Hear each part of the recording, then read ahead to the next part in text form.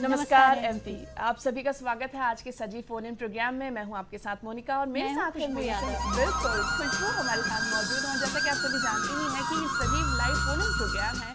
इस प्रोग्राम में आप हमसे बातचीत कर सकते हैं, हमारे फ़ोन नंबर्स नोट कर सकते हैं और हमारे आज का जो विषय से संबंधित प्रश्न है वो आप हमसे पूछ सकते हैं। नमस्कार एमपी में हमारा यही प्रयास रहता है कि बहुत कुछ खास आपके लिए लेकर आए, अलग अलग विषयों पे हम चर्चा करते हैं जिससे हम और आप जागरूक हो सके। आज भी ऐसी बहुत सारी जानकारियां आपको प्राप्त होंगी। जल्दी से हमारे फ़ोन नंबर्स नोट कर लीजिए ताकि आप हमें कॉल कर सकें।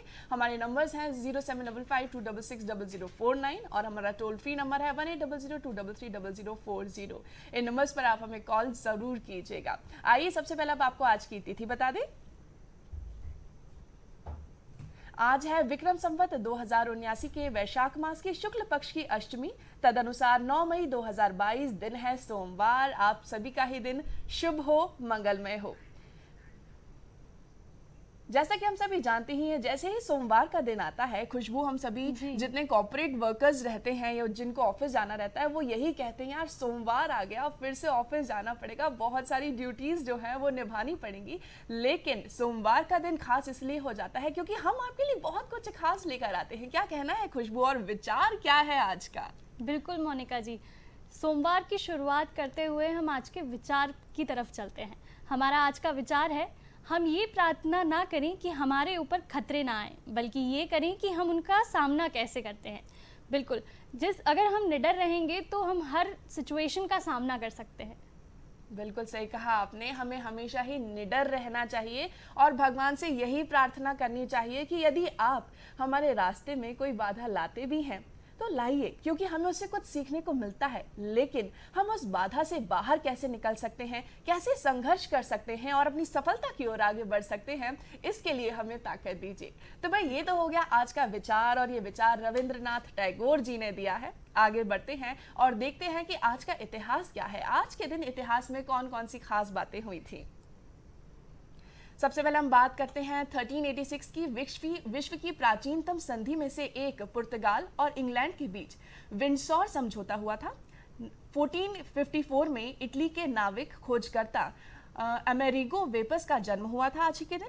हम 1540 की बात करें तो कई सालों तक मुगल सम्राट अकबर के साथ संघर्ष करने वाले महाराणा प्रताप उदयपुर मेवाड़ में सिसोदिया राजवंश के राजा का जन्म हुआ था आज ही के दिन।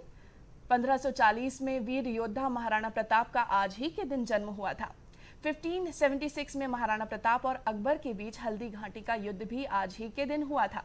2009 में नासा ने चांद पर पानी की खोज की थी और टोही यान भेजा था। 2010 में भारत की वंदना शिवा को विकासशील देशों में महिला सशक्तिकरण और पर्यावरण संरक्षण के लिए सिडनी शांति पुरस्कार दिया गया था और उसके लिए चुना भी गया था।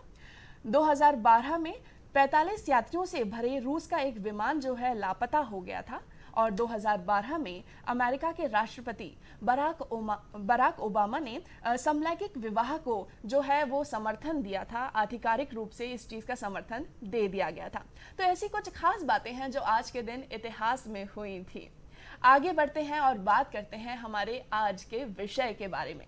हम सभी जानते हैं महिलाओं की जब भी हम चर्चा करते हैं तो महिलाओं की जो सुरक्षा है वो सबसे बड़ा मुद्दा होता है और इसी विषय पर आज हम बात भी करने वाले हैं। महिला सुरक्षा और जागरूकता पर आज का जो हमारा विषय है वो केंद्रित रहेगा और इस विषय पर बात करने के लिए हमारे साथ हमारी आज की एक्सपर्ट भी मौजूद हैं। हमारे साथ आज हमारी एक्सपर्ट हैं AIG women safety cell PHQ से शालिनी दीक्षित जी। मैडम, आपका बहुत बहुत स्वागत है हमारे कार्यक्रम में। Thank you. नमस्कार मैडम, हम आपसे जानना चाहेंगे कि वर्तमान समय में महिलाओं की सुरक्षा एक बड़ा मुद्दा है। बिल्कुल। तो आप हमें बताइए कि पुलिस महिला की सुरक्षा के लिए क्या कुछ विशेष कर रही है।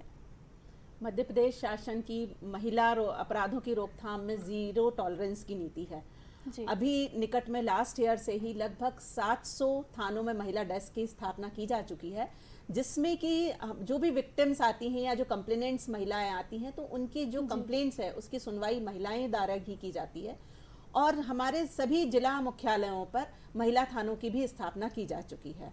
इसके साथ साथ ही विक्टिम्स को हेल्प पहुंचाने के लिए हम लोगों के यहाँ से स्टेट हेडक्वार्टर से भी जो भी रेप केसेस की विक्टिम्स है उनसे डायरेक्ट रूबरू हुआ जाता है कि आपको कोई प्रॉब्लम तो नहीं है, आपके साथ थाने में या जिले में पुलिस के द्वारा कैसे व्यवहार किया गया, इसमें डायरेक्ट हम लोग फीडबैक लेते हैं। और आगे के केस में क्या होगा, किस तरह से होगा, आपको कोई प्रॉब्लम आती है तो आप किससे संपर्क करेंगे, इन्वेस्टिगेटिंग ऑफिसर कौन होगा, आपको आपकी जो एफआईआर हुई है आपको निशुल्क वो एफआईआर प्राप्त करने का अधिकार है।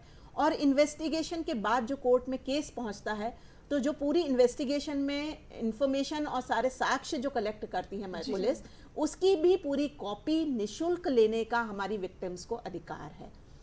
कई केसेस में ऐसा होता है कि विक्टिम्स जो थाने आती हैं उनके जो सब्जेक्ट मैटर है, उनके जो विषय वस्तु शिकायत की वो पुलिस विभाग से संबंधित नहीं है। कई बार महिला बाल विकास विभाग है या शिक्षा विभाग है, तो हम लोग उनको भी रेफरल जारी करते हैं। हमारा कोशिश रहती है कि जो महिलाएं महिला डेस्क पर या महिला थाने पर आए तो हम अधिकाधिक उनको सहयोग प्रदान कर सके। बिल्कुल, क्या बात है। यानी कि महिलाओं की सुरक्षा की, उनके सहयोग की सारी बातें की जाती हैं, बस हमें थोड़ा सा जागरूक रहने की आवश्यकता होती है।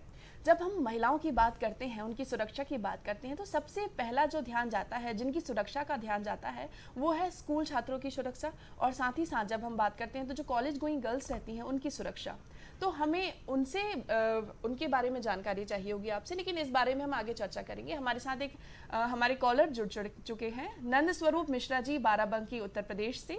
नमस्कार नंद स्वरूप जी, स्वागत है आपका, क्या प्रश्न है? मैं जानना ये चाहता हूँ कि जो कानून महिलाओं के लिए, पुरुषों के लिए बने, उनके हिफाजत के लिए बने हैं, उन कानून को लोग दुरुपयोग करते हैं। झगड़ा किसी दूसरी चीज का है और एफआईआर करते किसी दूसरी चीज के लिए, तो जो ऐसे लोग कानून का दुरुपयोग करते हैं उनके लिए क्या होना चाहिए? बिल्कुल मैम, क्या कहना है आपका? आपका क्वेश्चन बहुत ही रिलेवेंट है। इसमें हमारा जो भारतीय दंड विधान आईपीसी है, इसमें भी कार्रवाई के प्रावधान है। अगर कोई झूठी एफआईआर करता है और इन्वेस्टिगेशन में भी पूरा संज्ञान में आता है कि इन्होंने ये झूठी रिपोर्ट कराई है, सारे साक्ष्य भी गलत आए हैं, तो इसके अंतर्गत 182, 182, 200, 211 इसके अंतर्गत कार्रवाई की जाती है। और इसमें पुलिस कोर्ट में अपना केस पेश करता है, उसके बाद न्यायालय उस पर प्रकरण में संज्ञान लेकर कार्रवाई करता है। बिल्कुल, तो नंद स्वरूप जी, हमें पूरी उम्मीद है कि आपको अपने प्रश्न का उत्तर अवश्य ही मिल गया होगा। आइए आगे बढ़ते हैं और अगले प्रश्न की ओर चलते हैं। मैम, हम यही जानना चाहते हैं आपसे, जिनकी सुरक्षा का ख्याल सबसे पहले आता है वो स्कूली छात्राएं होती हैं, कॉलेज गोइंग गर्ल्स होती हैं, उन्हें ही सबसे ज्यादा बरगलाया जाता है, उनके साथ गलत किया जाता है, तो उन्हें कैसे अवेयर किया जाता है, उनकी सुरक्षा का किस तरह से ख्याल रखा जा रहा है? देखिए, इस केस में हम लोगों के यहाँ डिस्ट्रिक्ट स्तर पर, थाना स्तर पर, मतलब हर एक स्तर पर अवेयरनेस कैंपेन चलाए जाते हैं। अभी लास्ट ईयर से ही जनवरी से स्टार्ट हुआ था हमारा सम्मान अभियान, जिसमें इसमें विभिन्न विभागों के सहयोग से ये व्यापक अभियान संचालित किया गया। उसके अलावा जो छोटी बच्चियां हैं, प्राइमरी हैं, सेकंड मिडिल लेवल स्कूल्स में हैं, उनके लिए हमारा गुड टच बैड टच, क्योंकि उनको ये आइडिया होना चाहिए कि हमारा एक बात और ये बताना चाहूँगी कि हमारा 98% जो सेक्सुअल असॉल्ट के केसेस हैं वो नोन द्वारा हैं। तो हमें अपनी गर्ल्स को मैं इस मंच के माध्यम से बताना चाहूँगी कि हमारी नन्ही मुन्नी बालिकाएं, चाहे वो बहन हो, चाहे बेटी हो, चाहे पड़ोसी हैं, हमको ये उनको बताना चाहिए कि हमको कैसे अवेयर रहना है। तो इस संबंध में हमारा operation good touch bad touch का ऑपरेशन एहसास सभी स्कूलों में चलाया जा रहा है। और अभी चूंकि ये समर वेकेशंस हैं तो जुलाई से इसको फिर से टेकअप किया जाएगा। ओके मैम, जैसे हम गर्ल्स की सेफ्टी की बात कर रहे हैं, तो गर्ल्स को सेल्फ डिफेंस के लिए क्या सिखाया जाता है या पुलिस क्या मुहिम चला रही है उसके लिए? सेल्फ डिफेंस के लिए भी लगभग अभी 2 वर्षों में हम लोगों का टारगेट है कि स्कूल कॉलेज में हम लोग आउटरीच करके एक सभी को सेल्फ डिफेंस की बेसिक ट्रेनिंग दे दें, ताकि किस तरह से अगर ऐसी कोई इमरजेंसी कंडीशन आती है तो हम उसको टैकल कर सकें। देखिए, अगर कोई क्राइम घटित होने वाला है या घटित हो रहा है तो फर्स्ट रिस्पॉन्डर तो वही महिला या बालिका ही है, उसी को मालूम होना चाहिए। जैसे कि आज आपका विचार था कि आपने टैगोर जी का कोट यहाँ पर साइट किया कि हमको फर्स्ट ऑफ ऑल हमको कोई भी कंडीशन आई है तो हमें एक अवेयरनेस आना चाहिए कि हम उसको कैसे हैंडल करें। तो इस ऑपरेशन के माध्यम से, सेल्फ डिफेंस के माध्यम से हम बालिकाओं में, school going, college going girls में हम ये अवेयरनेस लाना चाहते हैं कि नहीं, you are in a position to handle that particular situation भाई। तो ये ऑपरेशन हमारा स्वयं सिद्धा 2 साल में लगभग 2.5 लाख स्कूल कॉलेज में बच्चियों को कवर करेगा। और सेल्फ डिफेंस के साथ साथ मुझे लगता है अवेयरनेस एंड सेल्फ कॉन्फिडेंस कि हम उस सिचुएशन हमको कैसे हैंडल करना है, उससे हम अपनी बालिकाओं को अवेयर कर पाएं।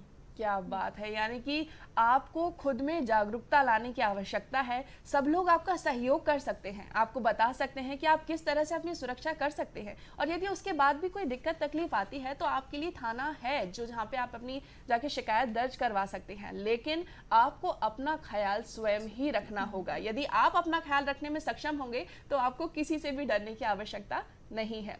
मैम, आपसे ये भी जानना चाहेंगे क्या किसी तरह का कोई ऐप भी बनाया गया है जिसके थ्रू जाकर हम अपनी सहायता की प्राप्ति कर सकते हैं? बिल्कुल, मध्य प्रदेश पुलिस का MP E-कॉप है, इसको आप गूगल प्ले स्टोर से डाउनलोड कर सकते हैं। इसमें एक फीचर है, अपार्ट फ्रॉम अदर फीचर्स, उसमें एक फीचर है कि आप फास्ट डायलिंग में अपने नियर डियर वंस या जिनको इमरजेंसी कंडीशन में इन्फॉर्म करना चाहते हैं तो वो आप नंबर फिल करें और वो उनको इमरजेंसी कंडीशन में ऑटोमेटिक कॉल जाएगा। उसके अलावा भी मैं ये बताना चाहती हूँ कि हमारे गूगल प्ले स्टोर पर काफ़ी सारे और भी ऐप हैं। सबकी रिक्वायरमेंट्स अलग अलग होती है, सबकी वर्किंग कंडीशंस अलग अलग हैं। तो smart 24/7, my safety pin, watch over me, secure her app, stay secure, इस तरह के भी कई ऐप हैं। इसके अलावा भी जैसे बच्चों से रिलेटेड कुछ हेल्पलाइन नंबर्स भी हैं, तो वो भी, उसकी भी जानकारी होना चाहिए। बच्चों के लिए विशेषकर 1098 हेल्पलाइन नंबर है। बच्चे या जो भी कोई कंडीशन ऐसी देखते हैं तो इस पर फ्री ऑफ कॉल कर सकते हैं। इसके अलावा 181 महिला बाल विकास का है। अगर आप कामकाजी हैं, वर्क प्लेस पे आपके साथ कोई घटना दुर्घटना हो रही है और आप उसको पब्लिकली शेयर नहीं कर सकते हैं तो महिला बाल विकास का she-box.nic.in है। और अगर आपका साइबर क्राइम से कोई रिलेटेड है तो 155260। और उसके अलावा भी अगर आप लोग, ऐसा नहीं है कि आप पर्सनली भी जाकर थाने पर, पुलिस जिला में पुलिस अधीक्षक के यहाँ, या आपको ऐसा लगता है जिले में भी सही से सुनवाई नहीं हुई है तो हमारे जोन IGs हैं, वहाँ पे आप अपना क्राइम रिपोर्ट कर सकते हैं। और नहीं तो पुलिस महानिदेशक महोदय को भी रिपोर्ट कर सकते हैं। और ये भी बताना चाहूँगी कि प्रत्येक मंगलवार को थाने में पुलिस अधीक्षक सब डिवीजन लेवल पर जन सुनवाई का आयोजन होता है, जिसमें कि हमारे अधिकारी वो कोशिश रहती है कि सभी उपलब्ध रहें। तो आपकी कोई भी कंप्लेंट है तो उसको आप राइटिंग में लेके जाएं और अपनी कंप्लेंट को प्रस्तुत करें। क्या बात है, यानी कि आप अपनी कंप्लेंट को राइटिंग में लेके जा सकते हैं। जन सुनवाई होती है, ये बहुत ही अच्छा माध्यम है जहां पर आप जाके डायरेक्ट मिल सकते हैं, आपकी जो भी शिकायत है उस बारे में डिस्कशन कर सकते हैं, उन्हें बता सकते हैं। बहुत सारे नंबर्स मैम ने हमें बताए हैं, जैसे कि चाइल्ड हेल्पलाइन नंबर जो है 1098, ये आप लिख सकते हैं, नोट डाउन कर सकते हैं। यदि बच्चों से संबंधित कोई बात है इस पर आप कंप्लेंट कर सकते हैं। और 181 महिलाओं के लिए नंबर है, महिला एवं बाल विकास का, यहाँ पर आप अपनी कंप्लेंट दर्ज करवा सकते हैं। इसके अलावा 155260, यदि साइबर से संबंधित कोई जानकारी आपको देनी है, साइबर से रिलेटेड कोई अपराध हुआ है, यहाँ पर आप दर्ज करवा सकते हैं। इसके अलावा she-box.nic.in, यहाँ पर भी आप जाके रिपोर्ट करवा सकते हैं। बहुत सारे हेल्पलाइन नंबर हैं, वेबसाइट है, ऐप्स हैं और जिन पे आप जा सकते हैं, बातचीत कर सकते हैं और आपको आपकी समस्या का समाधान अवश्य ही मिलेगा। यदि ये सारे नंबर्स आपको याद नहीं भी रहते हैं तो 100 ये नंबर तो हम सभी को हमेशा ही याद रहता है। इसमें तो आप कॉल कर ही सकते हैं और अपनी शिकायत दर्ज करवा सकते हैं और आप सीधे थाने जाकर भी अपनी शिकायत दर्ज करवा सकते हैं। बिल्कुल मोनिका जी, जैसे हम बात कर रहे हैं महिलाओं की सुरक्षा की, तो हम देख सकते हैं कि कई बार घरेलू प्रताड़ना का शिकार होती है महिलाएं जी। तो ये जो घरेलू प्रताड़नाएं होती हैं, कई बार ऐसा होता है कि शाम को अगर जैसे कोई लड़ाई हुई है उनके घर में तो सुबह तक मामला रफा दफा हो जाता है, पर कई बार ऐसा होता है कि महिलाओं को ज़्यादा सफ़र करना पड़ता है इसके चलते। तो इस तरह के मामलों को किस तरह से हैंडल करती है पुलिस? देखिए, इसमें एक तो हमारे यहाँ थाने महिला डेस्क तो है ही। अगर इस तरह की कोई भी प्रताड़ना की शिकायत है तो तुरंत कार्रवाई के लिए रिपोर्ट कर सकते हैं। डायल 100 पे भी कॉल कर सकते हैं। डायल 100 भी इसका सेंट्रल जो कमांड सेंटर है, कंट्रोल सेंटर है, यहाँ भोपाल में है। और इसके अलावा अगर कई केसेस में ऐसा होता है कि महिला सोचती है कि हम दोनों परिवारों को इसमें कोई काउंसलिंग कर दे तो शायद हम बेहतर रूप से अपना जो छोटे छोटे फ्रैक्शंस हैं उसको क्लियर आउट हो सकते हैं। तो इसके लिए हमारे ज़िले में वन स्टॉप क्राइसिस सेंटर है, जहाँ पर महिलाओं की काउंसलिंग की जाती है। और महिला बाल विकास के ही डोमेस्टिक वायलेंस एक्ट के अंतर्गत प्रोटेक्शन ऑफिसर हैं, वो भी काउंसलिंग कराते हैं जी। इसके अलावा विधिक सेवा प्राधिकरण, ये जैसा कि मैंने स्टार्टिंग में भी बताया था, विधिक सेवा प्राधिकरण में भी महिलाओं को परामर्श, दोनों पक्षों को परामर्श कराया जाता है। और अगर सहमति बन जाती है तो ठीक है, और अगर नहीं तो और भी जो हमारा घरेलू हिंसा अधिनियम है 2005 का, इसमें कई प्रावधान हैं। इसमें महिलाओं को, जैसे मान लीजिए लड़ाई हो गई लेकिन उसको लगता है कि मुझे मैं कहाँ जाऊं जी, तो वो जो साझा हाउस होल्ड का प्रावधान है, मीन्स कि nobody can push you out of the house, उस महिला का भी अधिकार है।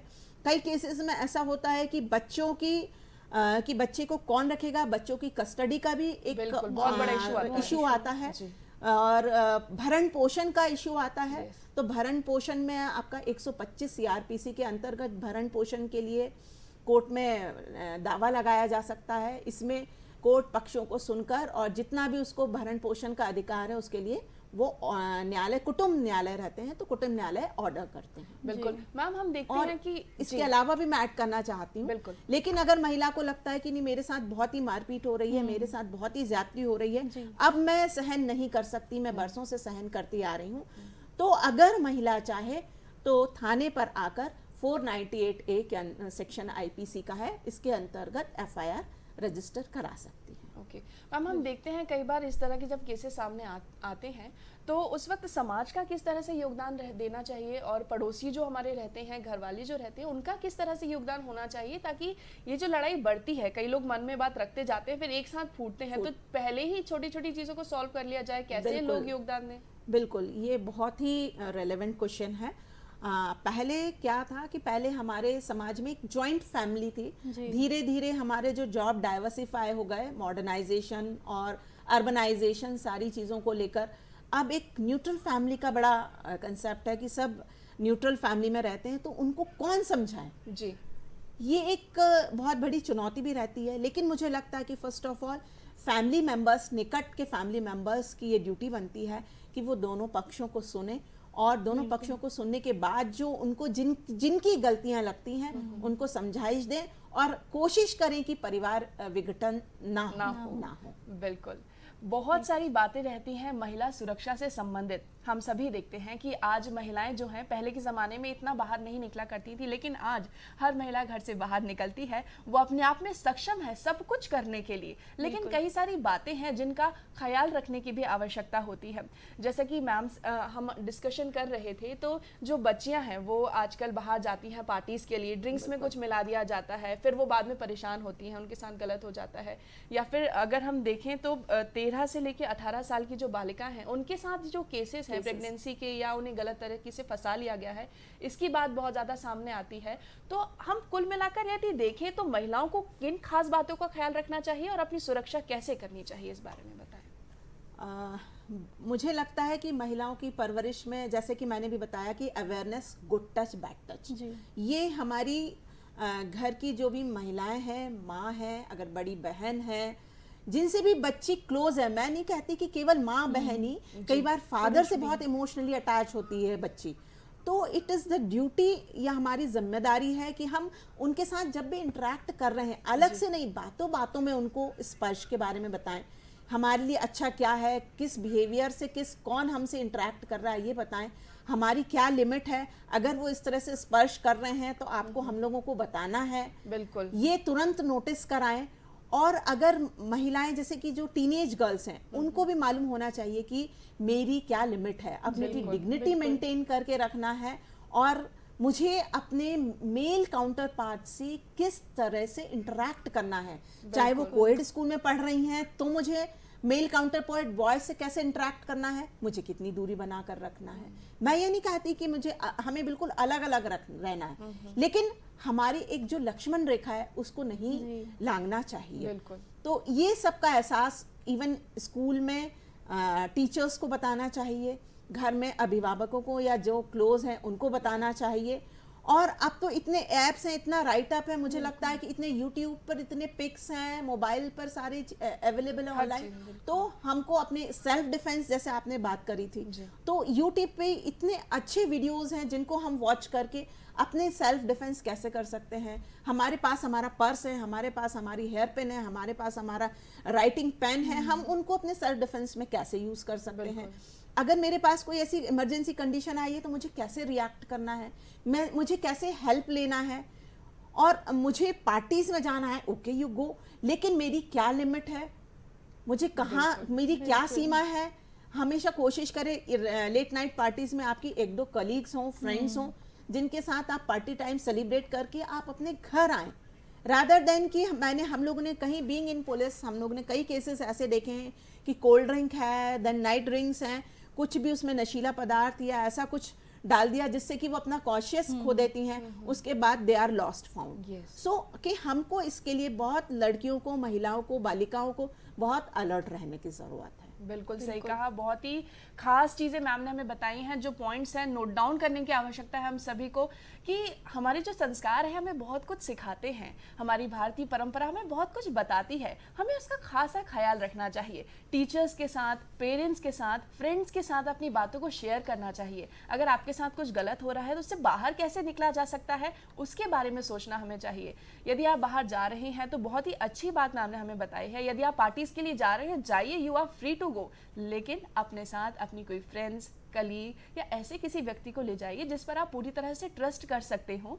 और उसके बाद भी यदि आपको किसी भी तरह की कोई दिक्कत होती है, तुरंत आपको वहाँ से निकलना चाहिए, या फिर कॉल करके किसी को बताना चाहिए कि मैं यहाँ पर मौजूद हूँ और मुझे लगता है कि मुझे यहाँ से निकलना है, कि आप मेरी मदद कर सकते हैं। इस तरह की छोटी छोटी बातों का यदि आप ख्याल रखेंगे तो आपके साथ कुछ भी गलत नहीं हो पाएगा। और खुद में अपने आप को आत्मनिर्भर बनाइए, अपने आप को इतना सक्षम बनाइए कि आप कभी भी कहीं भी जाने से ना डरें, क्योंकि आप अपनी सुरक्षा खुद कर सकती हैं। मैम, अंत में जाते जाते यदि आपका कोई मैसेज हो, आप कुछ बताना चाहें हमारे दर्शकों को, तो क्या कहना चाहेंगे, कोई संदेश? मेरा ये संदेश है कि हमारी बालिकाएं, महिलाएं आगे आएं, खूब पढ़ें, खूब तरक्की करें, but be self confident, be self aware और अपना प्रोटेक्शन खुद करें। और कोशिश करें कि मैं एक गलत ट्रैक को ना चूज कर लूं। कई केसेस ऐसे आते हैं जिसमें कि महिलाएं बहुत गरीब हैं, गरीब होने के कारण या आर्थिक तंगी के कारण वो गलत ट्रैक पे चली जाती हैं। तो शासन की बहुत सारी स्कीम्स हैं, उनका लाभ उठाएं, अपने आप को स्किल करें, अपने बच्चों को स्किल करें, और किसी भी तरह के आपके विरुद्ध कोई अपराध ना होने पाए। बिल्कुल, यानी कि आप किसी भी तरह की ट्रैप में ना फंसे। यदि आप गरीब हैं तो ये मत सोचिए कि आपको किसी भी तरह का कॉम्प्रोमाइज करना होगा। आप सक्षम हैं, आप आगे बढ़ सकते हैं, खुद के लिए आप अर्निंग कर सकते हैं, परिवार के लिए अर्निंग कर सकते हैं, और साथ ही साथ सेल्फ डिफेंस की जो बात की है वो जरूर ही सीखिएगा। मैम, आप यहाँ पर आए और आपने इतनी महत्वपूर्ण जानकारियां हम सभी को दी, आपका बहुत बहुत धन्यवाद। Thank you. नमस्कार। बिल्कुल, जैसा कि आप सभी जानते हैं कि आज बहुत ही खास बात हुई है, और मुझे पूरी उम्मीद है कि ये सारे नंबर्स और जानकारियां आपने अवश्य ही नोट की होंगी। हम मिलते हैं एक छोटे से ब्रेक के बाद, उसके बाद करेंगे आगे की बातचीत। अपने पेट की जब हम करते हैं केयर, तो वो अपने इमोशन हमसे करते हैं शेयर। हर मौसम में हम उनका रखें कैसे ख्याल, बचें वे कैसे रोग बीमारियों से, फिर सबका जीवन कैसे हो खुशहाल। तो आओ मिलकर हम सब जानें कैसे होती है पेट की केयर। पेट केयर हर शनिवार प्रातः 7:30 से 8 बजे तक, सिर्फ DDMP पर।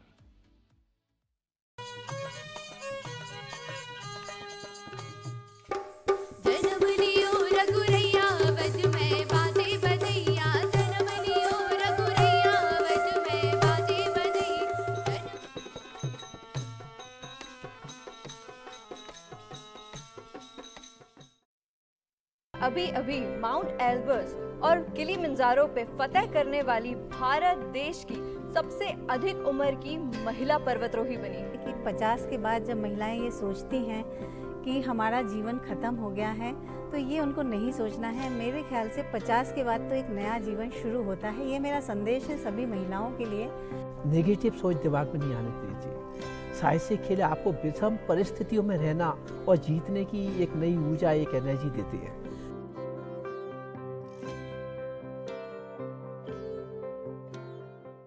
अब देखने वाली बात रहेगी मध्य प्रदेश इसका लाभ ले पाता है अथवा नहीं। ट्रैक किया गया, गेंद गोल के भीतर, तो पहला गोल। हालांकि अंपायर अभी एग्री नहीं है और इस बार गेंद गोल के भीतर। एक थ्रू पास को फर्स्ट टाइम अटेम्प्ट में बदला, गोल के भीतर गेंद को डाला। आने वाले 2.5 मिनट ये तय करेंगे। तेज हॉकी खेलनी होगी, अचूक निशाने लगाने होंगे, पैनापन दिखाना होगा अपने आक्रमण। जी हाँ, हार्दिक स्वागत है कुमुद मिश्रा जी का। मेरी पर्सनल राय है वो है कि ट्रेनिंग बहुत इम्पॉर्टेंट है। तो ड्रामा स्कूल मेरे लिए बहुत ही इम्पॉर्टेंट पड़ाव रहा है और वहाँ पे जो हमारे फैकल्टी थी, अद्भुत थी, उनसे जो सीखा वो तो सीखा है, लेकिन जब आप पढ़ रहे होते हैं तो आप ज़्यादा अपने कलीग्स से सीखते हैं, क्योंकि उनके साथ आप 24 घंटे बिताते हैं। थिएटर, दूरदर्शन और बॉलीवुड, लेकिन अगर मैं कहूँ कि एक चीज़ है जिससे इश्क है आपको, तो वो क्या है? थिएटर है, दूरदर्शन है, या फिर सिनेमा, बड़ा सिनेमा? अगर कोई ये कहता है कि हम थिएटर इसलिए कर रहे हैं कि मुझे सिनेमा में जाना है, तो वो मुझे उससे ऐतराज़ नहीं है, वो बिल्कुल सही है। लेकिन थिएटर सिनेमा की सीढ़ी नहीं हो सकता है। थिएटर अपने आप में एक अलग माध्यम है।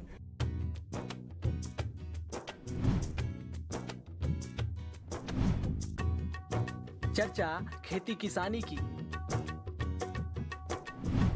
बातें फसलों और उनसे आमदनी की। लीजिए कृषि वैज्ञानिकों से सलाह, मौसम का सटीक अनुमान। रोजाना मंडी भाव की सही जानकारी, जानिए सरकारी योजनाओं का फायदा।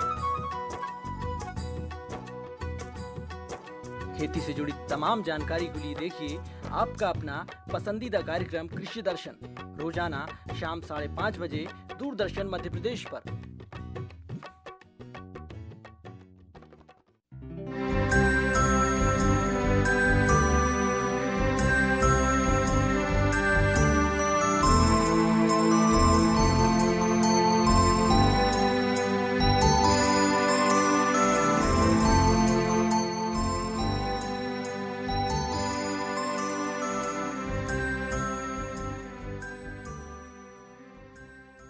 कैसा है मार्केट, क्या है ट्रेंड, शेयरों की रेटिंग, मार्केट का एंड, मुनाफा मिलेगा या घटेगा, शेयर बाजार कैसा चलेगा।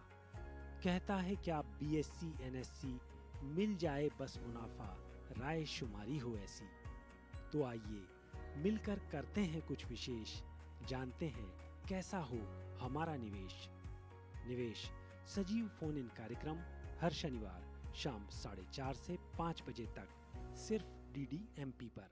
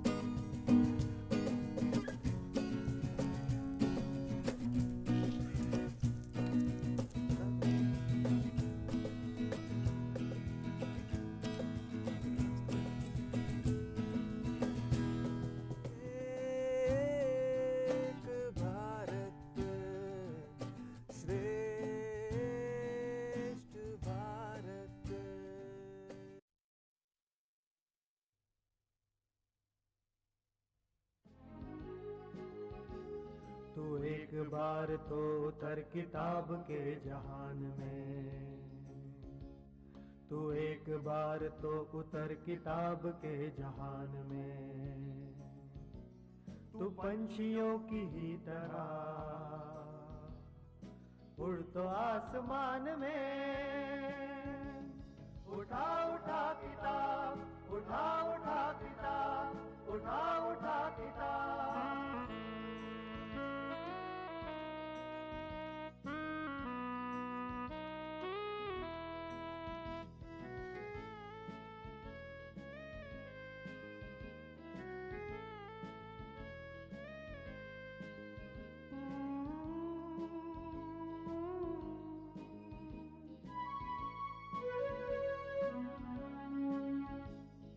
अपने हाल पर करो निगाह, पढ़िए सोचिए,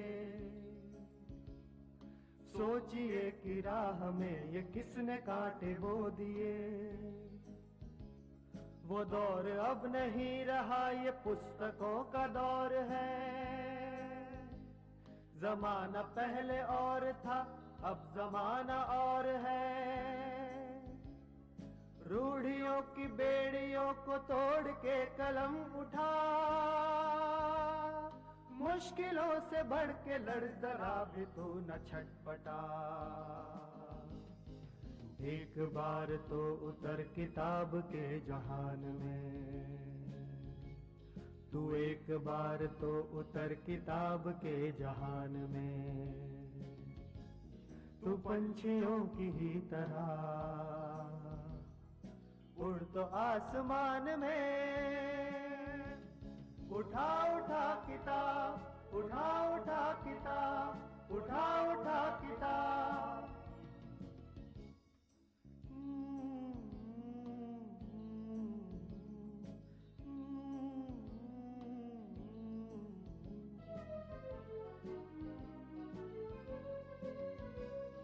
थक के तू न बैठ, तू खड़ा हो अपने पांव पर।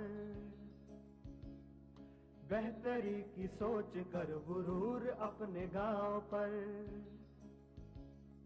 सीख ले तू रोजी रोटी के नए नए हुनर।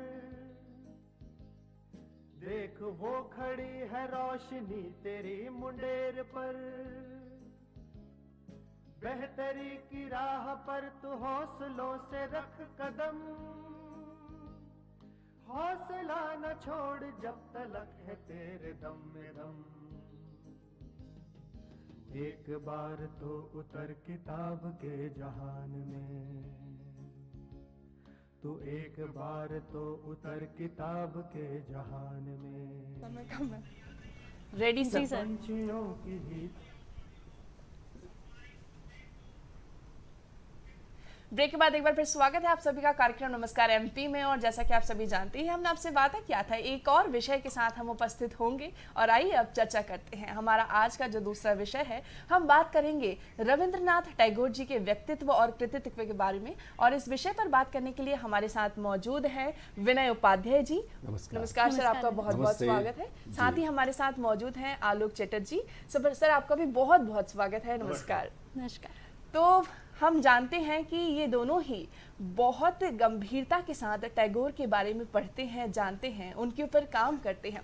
सबसे पहला प्रश्न विनय जी से करते हैं। विनय सर, आप हमें बताइए कि रविंद्रनाथ टैगोर जी का जो व्यक्तित्व है वो अपने आप में इतना अनूठा क्यों है?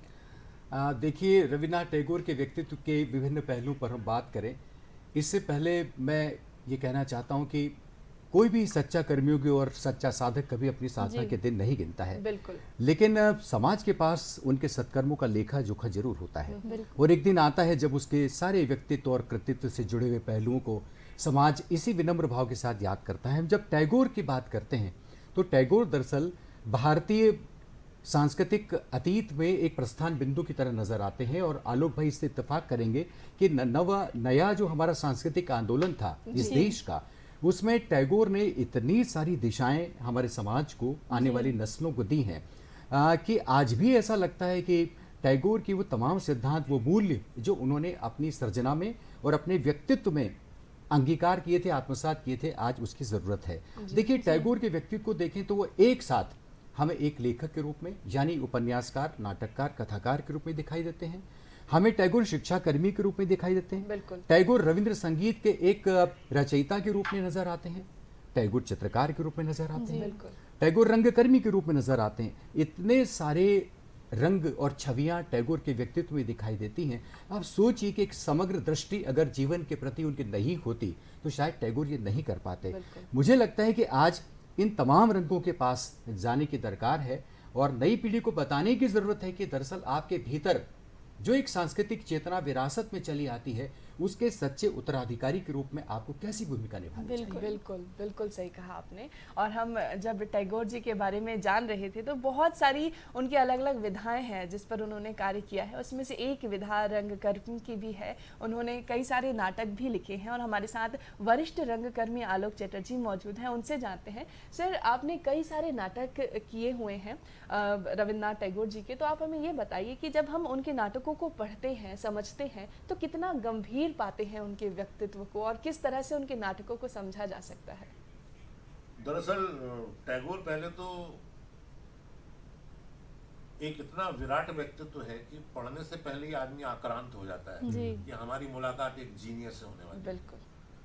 अब हम सबको मालूम है कि हम जीनियस नहीं हैं, तो हम आक्रांत रहते हैं कि पता नहीं इनने क्या लिखा होगा जो हमें समझ में नहीं आएगा या आएगा। टैगोर के नाटक बहुत समय तक थिएटर की दुनिया में अप्रासंगिक माने गए। यहाँ की बंगला रंगमंच में भी उसको नहीं किया गया। उनके बैले तो किए गए, लेकिन नाटकों को ये बोला गया कि ये इनकी वैल्यू इतनी हाई है कि सामान्य दर्शक को समझ में नहीं आएगी। और वो बात एक हद तक सच है, क्योंकि टैगोर के नाटकों को समझने के लिए भारतीय शास्त्रीय कलाएं, भारतीय लोक नाट्य, सूफी संगीत, सूफी दर्शन, बाउल संगीत, इसके साथ जो है बंगाल का जो जागरण काल ईश्वर चंद्र विद्यासागर और ब्रह्म समाज की स्थापना के साथ चल रहा था, उसके बैकग्राउंड में टैगोर एक युवा नवोन्मेषी कलाकार के रूप में सामने आए और उन्होंने अपने नाटकों को बहुत अलग अलग खंडों में बांटा। उनका सबसे सरल नाटक मुक्तधारा लगता है, जो बड़े बांधों के विरोध में तब लिखा गया जब दुनिया में, यूरोप में भी कोई बड़ा बांध बना नहीं था। तो बड़े बांध से क्या नुकसान होता है, संस्कृतियों का कैसे विस्थापन होता है, उसके बारे में टैगोर ने मुक्तधारा में बात की और वो थोड़ा आसान नाटक लगता है। लेकिन अगर उनका रक्त कर भी पढ़े तो उसमें समझ में ही नहीं आता कि हीरो आएगा पूरे नाटक में। नंदिनी यही कहती है, लास्ट में ये चर्चा आती है कि हीरो आ गया है, फिर ये खबर आती कि हीरो लड़ते हुए मर गया। ऐसा कैरेक्टर को अब आप कैसे डिफाइन करेंगे? या राजा, नाटक का नाम है राजा, लेकिन राजा कभी मंच पर आता ही नहीं। दुनिया में ऐसा कोई नाटक नहीं है। तो टैगोर से पूछा गया कि मुख्य पात्र ही नहीं आता, तो बोले राजा मतलब सत्य।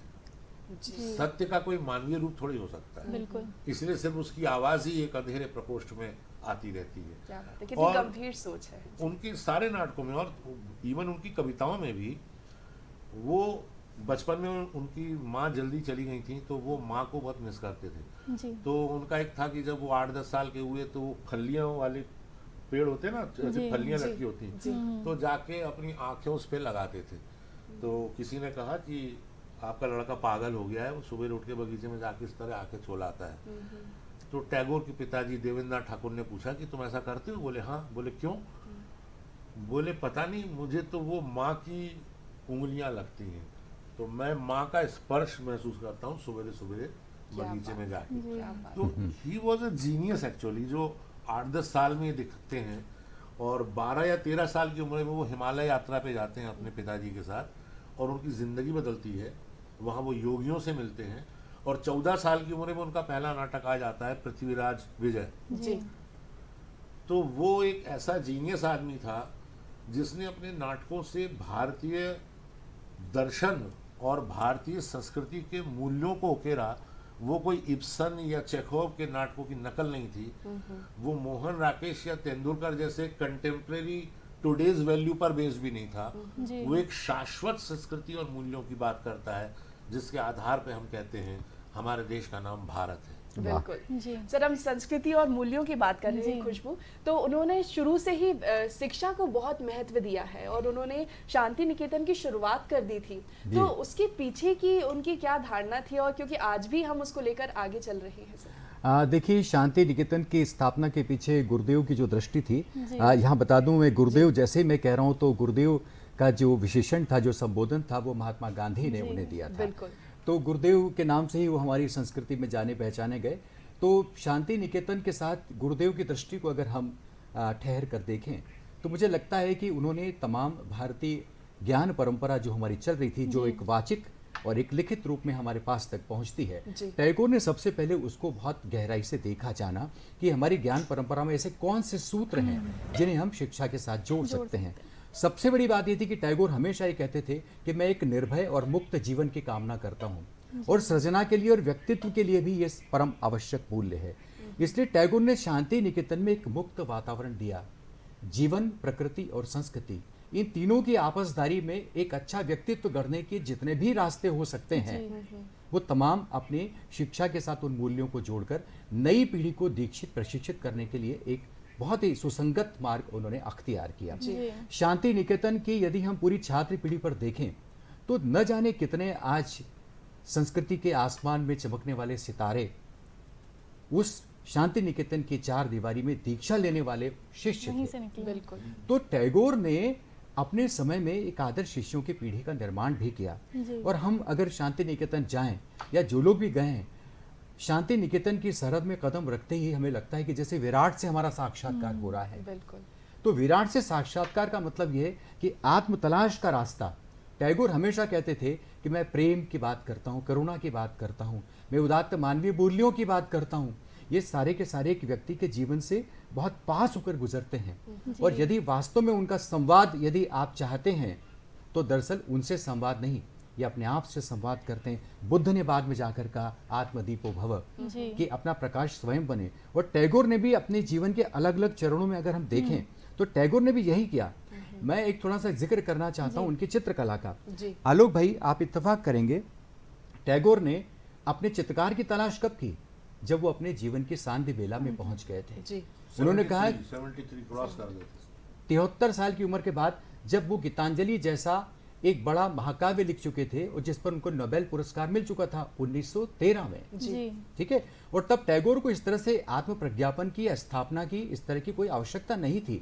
लेकिन टैगोर ने कहा कि मैं अपनी कविताओं में बहुत कुछ कह चुका हूँ, उपन्यासों में, कहानी में कह चुका हूँ, लेकिन अब मुझे अपनी खामोशी और अपने एकांत में उतरने की आवश्यकता है। और 73 साल की उम्र में उन्होंने रंगों और कूची से सोहबत की और टैगोर ने अपने कागज और कैनवास पर चित्र बनाना शुरू किया।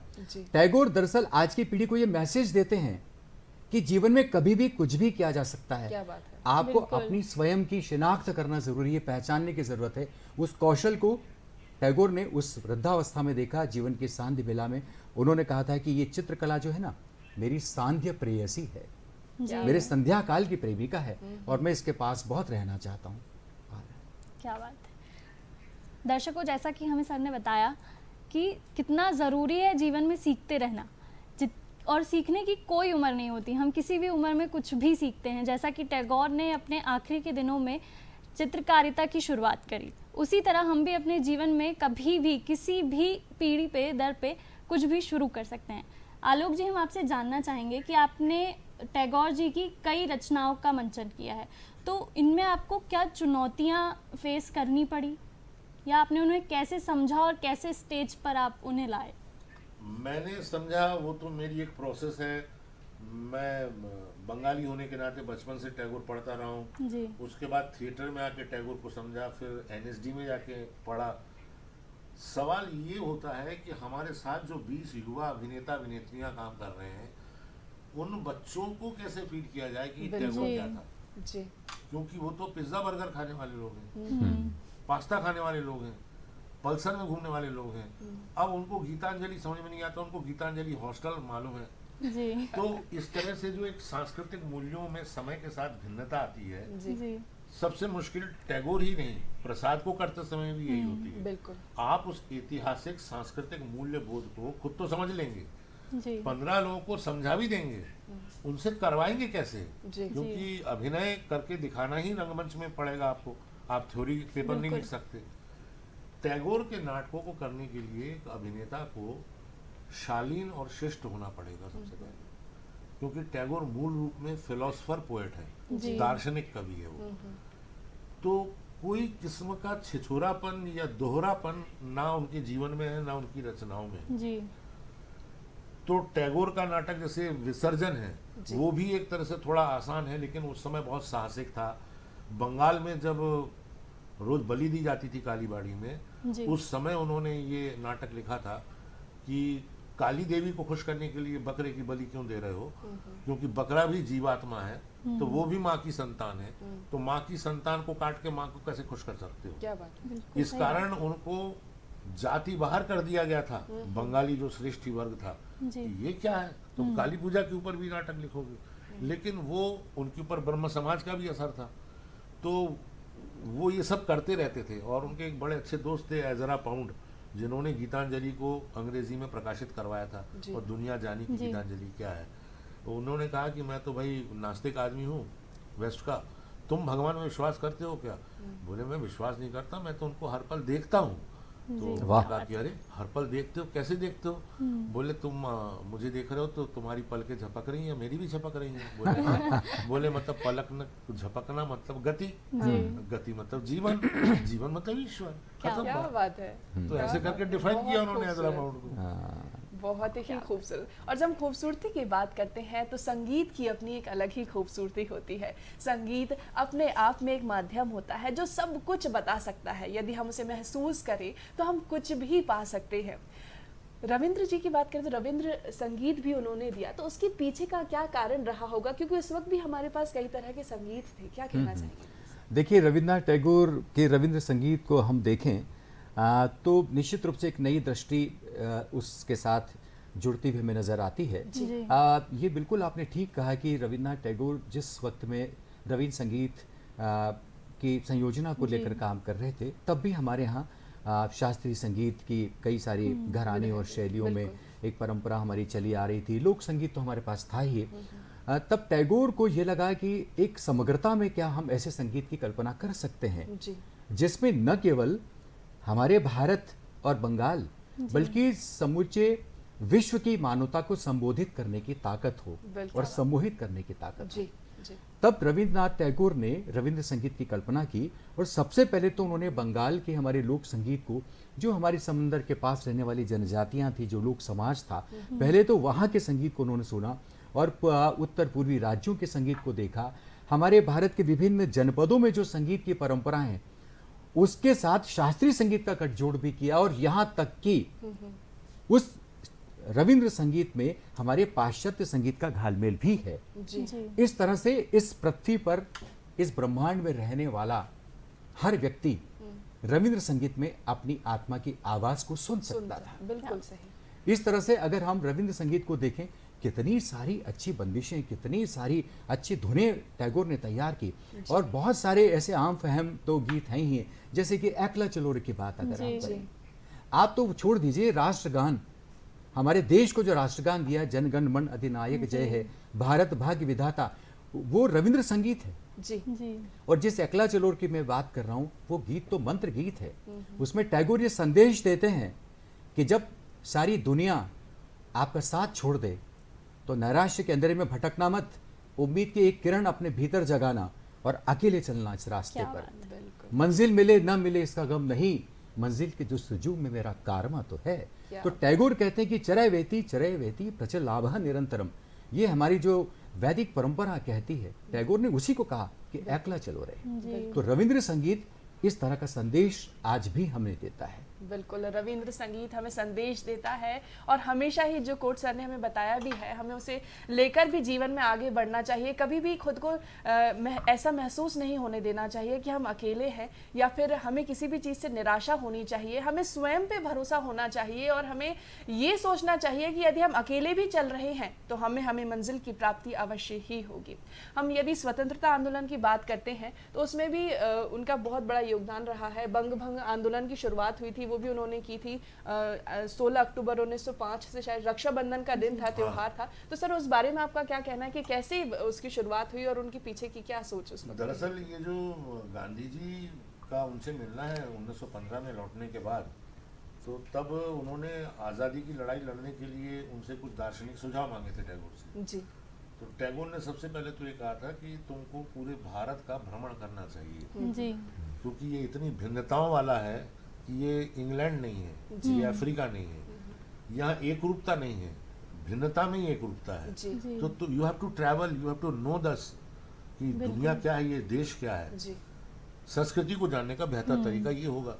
दूसरा उसने कहा कि तुम लियो टॉलस्टॉय को चिट्ठी लिखो, वो तुम्हें कुछ और बताएंगे। तो अहिंसा और सत्याग्रह, ये जो दो आइडिया हैं, ये लियो टॉलस्टॉय को के दिए हुए आइडिया हैं गांधी जी को। तो लियो टॉलस्टॉय, टैगोर और गांधी जी के बीच में लगातार खतो किताबत होती थी और उस जमाने में गांधी जी ने राष्ट्रवाद के ऊपर भी अपने विचार प्रकट किए थे टैगोर के साथ, और फिर बाद में दोनों के मत अलग अलग भी हो गए थे उसको लेके। लेकिन उसके बाद भी जैसा कि अभी बात हुई कि गांधी जी मिले तो उन्होंने कहा कि आप गुरुदेव हैं, तो बाद में टैगोर ने ही कहा कि तुम भी महात्मा हो। वाह। तो महात्मा भी फिर उन्होंने कहा, ऐसा भी एक अभिन्न संबंध था। और गोपाल कृष्ण रानाडे की भी एक भूमिका उस समय रही महाराष्ट्र के। तो इन लोग के एक राजनीतिक चेतना बहुत अलग तरह की थी, क्योंकि कोई लिटरेचर के थ्रू और पोएट्री के थ्रू कर रहा था, कोई सोशल साइंस में कर रहा था, और गांधी उसको एक पॉलिटिकल रूप में लेकर आए थे। तो एक दर्शन का विभिन्न दर्शनों से जब समुच्चय होगा तभी तो उसका एक कंडेंस फॉर्म निकलेगा। तो वही गांधी और टैगोर की मुलाकात में निकला। क्या बात है। विनय सर, जब जलियांवाला बाग कांड हुआ था उस समय उन्होंने अपनी जो उपाधि थी, नाइटहुड की उपाधि जो उन्हें दी गई थी उस वक्त के शासक ने, उन्होंने लौटा दी थी। तो उसके पीछे उनकी क्या धारणा थी, क्या सोच थी, और पूरे किसी के बारे में चाहेंगे कि आप देखिए, टैगोर जो है वो दरअसल एक शांति, करुणा और प्रेम के कवि रहे हैं। और उन्होंने कहा कि यदि मैं अपने जीवन में अपने आसपास अपने कहे हुए को और अपने रचे हुए को ही यदि चरितार्थ होता हुआ न देखूं तो निश्चित रूप से ये मेरी पराजय है, मेरी हार है। तो इसलिए जो उनको उपाधि दी गई थी, जो सर कहा गया था, उन्होंने सर की उपाधि वापस लौटा दी थी। दरअसल टैगोर ये संदेश देना चाहते हैं कि दरअसल इस तरह की मोह माया जो है, ये पुरस्कार और ये सारी चीज़ें, यदि ये समाज की ओर से दी जाने वाली उपाधियां हैं और सम्मान है, तो यदि ये समाज में मुझे चरितार्थ होती हुई नजर नहीं आ रही है तो निश्चित रूप से इनका कोई मूल्य नहीं है। तो टैगोर ऐसे स्वाभिमानी भी थे। तो ये जो स्वाभिमान है अपने व्यक्तित्व का, अपना रचनात्मक स्वाभिमान भी और वैयक्तिक स्वाभिमान भी, ये संदेश देते हैं टैगोर कि इससे ऊपर उठकर कुछ भी नहीं है। आपके किसी भी अर्जन का क्या अर्थ है यदि वो आपके जीवन व्यवहार में नजर नहीं आ रहा है। तो टैगोर ने इस तरह से अपनी असहमति उसके साथ दर्ज की और इस तरह से उसका विरोध किया। देखिए, जब टैगोर के इस स्वाभिमान की हम बात करते हैं, और तो टैगोर को जब नोबेल पुरस्कार मिला तो हम सब जानते हैं कि टैगोर को ये मिला उनके बांग्ला कृति पर, ये हिंदी की कृति पर नहीं मिला। टैगोर तो बांग्ला के ही कवि रहे, और ये बात तय है कि हमारे पूरे विश्व में ये संदेश गया कि एक भारतीय रचनाकार जो है वो ऐसा भी हो सकता है। और उसमें दरअसल गीतांजलि में जो प्रेम, करुणा और तमाम इन मूल्यों को समोते हुए जो उन्होंने रचनाएं लिखी थी प्रकृति के आसपास, ये सारी की सारी चीज़ें थी।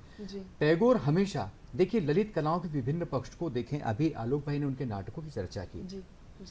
आप यदि टैगोर के गीतों को देखें तो वो गीत भी आपको, उनका विन्यास इतना बहुआयामी नजर आता है कि एक तरफ टैगोर संयोग और वियोग और प्रेम की बात भी करते हैं, टैगोर प्रकृति की बात भी करते हैं, टैगोर निराशा की बात भी करते हैं, टैगोर आशा की बात भी करते हैं, टैगोर एक सच्चे वतन परस्ती की बात भी करते हैं और जनगण मन जैसा गीत लिखते हैं, और भी तमाम उनके गीत हैं।